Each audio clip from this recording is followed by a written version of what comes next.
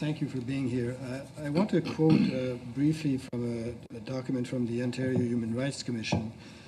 It says, some people may not know how to determine what pronoun to use. Others may feel uncomfortable using gender-neutral pronouns. Generally, when in doubt, ask a person how they wish to be addressed. Use they if you don't know which pronoun is preferred. Simply referring to their person by their chosen name is always a respectful approach.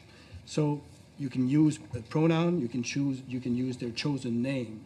So if someone chooses to change his name from Paul to Peter, surely you would use Peter because it's a matter of simple politeness and respect.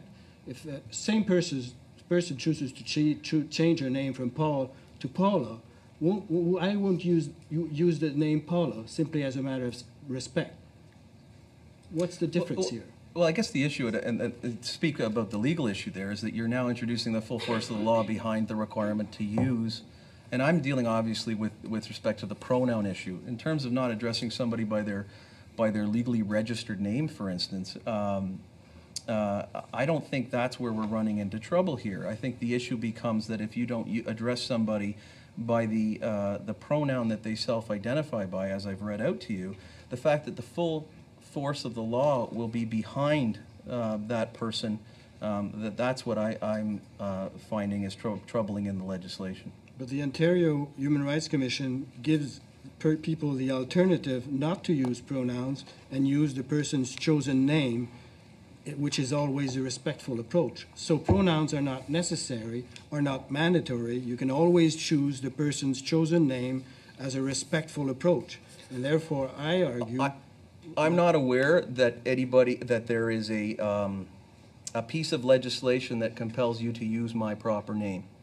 In other words, once again, it's the fact that the full force of the law will be behind it when we're dealing with the group being identified in the legislation.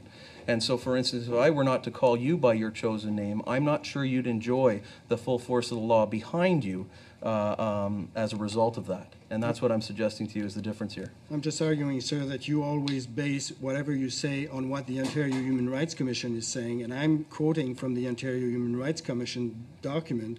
They're saying we're not mandating pronouns. You can always use the person's chosen name as a respectful approach. I respectfully disagree. But then, well, I would say then that's actually an indication of just exactly how poorly the policy documents are written, because I can quote this one, which is also from the Ontario Human Rights Commission website, that says, and I quote, refusing to refer to a person by their self-identified name and proper personal pronoun constitutes gender-based harassment.